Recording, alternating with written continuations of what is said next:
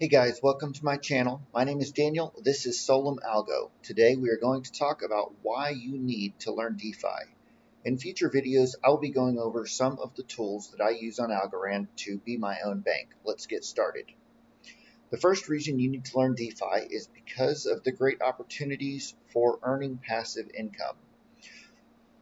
Global liquidity increases at a rate of about 12% annually. This means that most products in traditional finance, like bonds, stocks, do not keep up with inflation. So if you invest in those things, you are losing money over time, or at best keeping up with inflation. And of course, this is by design. They print the money and it goes straight um, into the markets, and so the markets, in a sense, keep up with inflation, right? Um, and with like bonds or money markets and things, like those are never designed to keep up with inflation because the government's stealing the margin there between the rate they're paying you and what they're printing. But anyways, um, moving on. um, so the traditional finance doesn't keep up with the inflation rate, generally speaking, unless you're really an active investor. But in decentralized finance, you can find good rates of return with reasonable amounts of risk.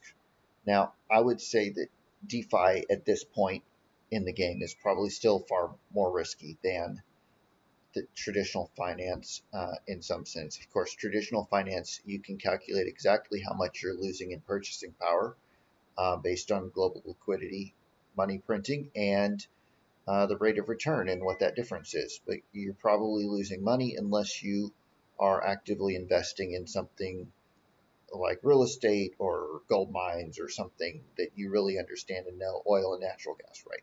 So unless you're an active investor, you're probably losing money in purchasing power over time. However, in decentralized finance, you can earn um, really good rates. And I'm not talking about some of the really insane stuff like, years ago, I got into Time Wonderland and earned, I want to say I was making 80,000% interest at some point. Obviously, that was insane, and I shouldn't have done it because I lost money on that deal, right? Even though the APY um, was insane, they still printed more currency, right, than the APY could support. But you can find reliable uh, pairs of layer one tokens that you're willing to hold for a time and still make good yield of 20, 25, 30, or even 40% APY for a time, right? And that's been reliable, and that's been reliable for me now for a year and a half. I've been able to earn some of those yields in different pools and different protocols on Algorand, mostly because that's mostly where I am, is on Algorand, right? And you guys know that because you've seen some of my stuff and you see my tweets and things. Um, and this play has allowed me to create a passive income for myself. Not a big one, right? I'm not making a fortune, but I'm able to supplement some other things that we're doing in active income while we travel this year. So that's the first reason that I think DeFi is important. Is it can create you a passive income. So the second reason I think that you need to learn DeFi is because it's the technology of the future, right? It's right now, you're trading around coins, many of which are probably absolutely worthless, and in 10 years nobody will talk about them. Um, but it is the technology, the underlying technology behind that that's being built that will one day be trading the stocks of corporations around the world 24/7, 365. And the companies that build those products will need people who understand DeFi and who understand liquidity pools, who understand cross-chain bridging and how to move money in a decentralized way, right? And so there will be job opportunities in the future, I believe, for people who have been using and learning these products over the last several years. And so I think now is a great time for you to be in learning these products, right? Because I think there'll be opportunities for you in the future if you do this, and that may be working for a Web3 company. It may be working for a traditional finance company that's moving into Web3. It may be just simply continuing to grow your own portfolio as tools evolve and more opportunity arises, right? So I think that is the second and a very important reason for learning DeFi. And then the third, final, and most important reason for learning DeFi, in my opinion, is that it creates financial freedom for you, right? Most people really have no idea what financial freedom actually is. Um, they've never experienced it, and it really doesn't make any sense for them, right? Um, Financial freedom is not a permission system, and right now, banking and investing, financial institutions are all permission systems. And it would be one thing if it was just an agreement between you and a bank or you and your broker um, that you understood and agreed to. But the fact is there's so many regulatory agencies over the financial world in every country. Um, and there's so many rules that you have to follow, that your bank has to follow. It's not a free market. Um, there is a added cost to all these things that you pay, and you don't know that you pay it. Um, and then there's also the notion that your transactions, quite frankly, could be stopped at any point. And I see posts all the time on X about people who have tried to cash out their crypto from Coinbase. Usually it's Coinbase, and the transaction is stopped because they're in a permission system. Once you enter Coinbase, it's a permission system, right? Or Binance or Kraken or whoever you choose. Some are better than others. Um, but you're in a permission system, and the transaction gets stopped, and people have no idea why. And Coinbase can't tell them or won't tell them. Um, my theory is actually that the US federal government has stops on a lot of these transactions for their own reason, and that Coinbase probably has a gag against them talking about it. And basically, I think that some agency, FBI or FinCEN or whoever in the federal government of the US, is investigating these transactions, and it's kind of like a secret investigation, and so they put a hold on your account, and it's Coinbase is probably barred from telling you about it, and so they don't really have any idea what to tell you, so they just give you the runaround, and sort of you just sort of stuck until they get clearance from a federal agency, which may not ever happen, or it could take 18 months, or who knows, but they're not in a hurry to allow you to cash out your Bitcoin, right, for a profit. Um, so anyways, I think that's what's happening, and that's also why um, you need to learn decentralized finance, and you need to learn a lot of the tools and the options that are out there. Um, and that brings me to my bonus tip, um, which is that uh, decentralized finance, to me, and I know this isn't really decentralized, maybe call it semi-decentralized.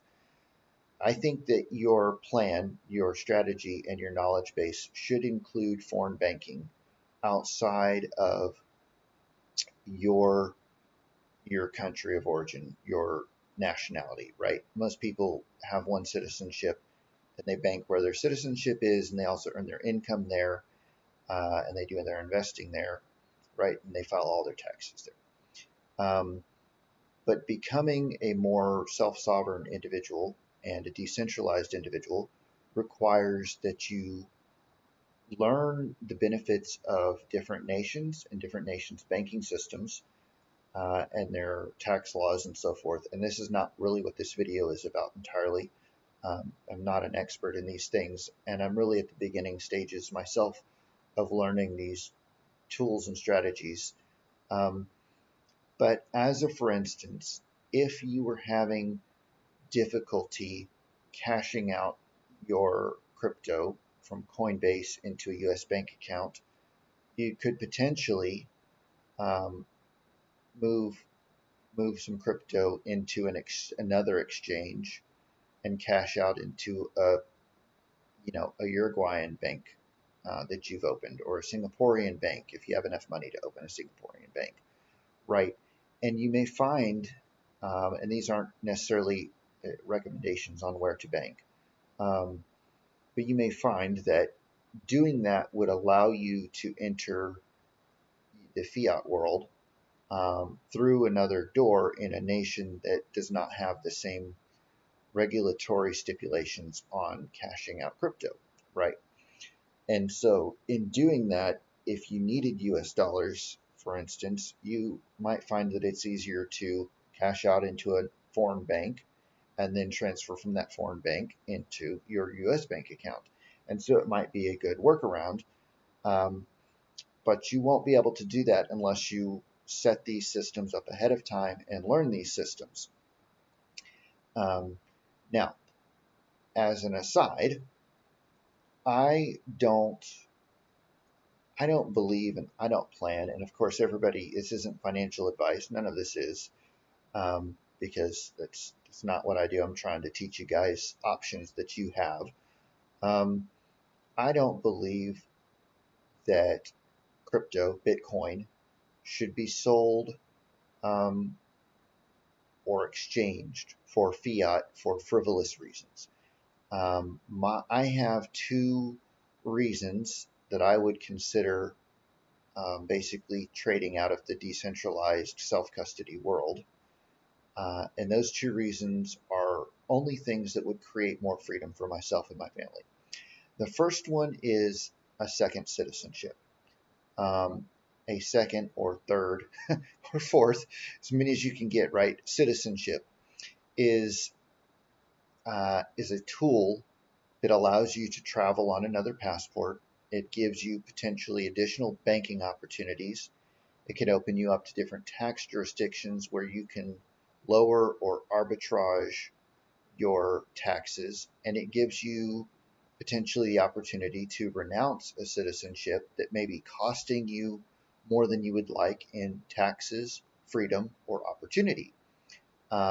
And that is hopefully the direction I would like to head in the next several years.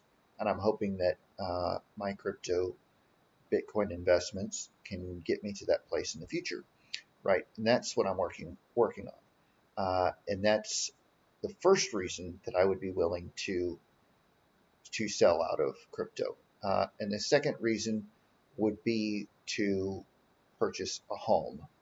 Um, and ideally, it should be a piece of property in a country that does not have property taxes, and in a country that has strong guarantees for property rights.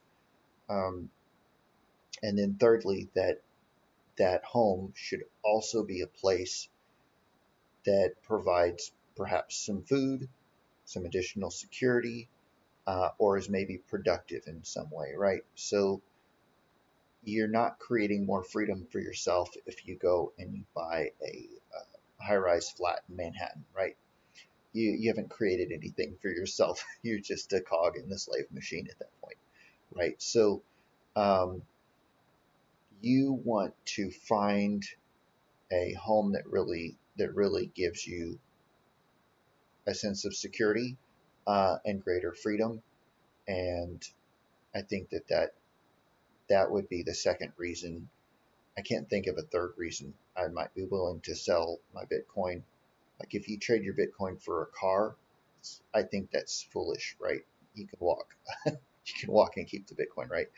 You can Uber or whatever, but I wouldn't do that. You know, I don't think I'd send my kids to college on my Bitcoin fund. I don't think that that's a good reason. They don't teach you about central banking in college and how they're stealing from you, so it doesn't create more freedom for you, right?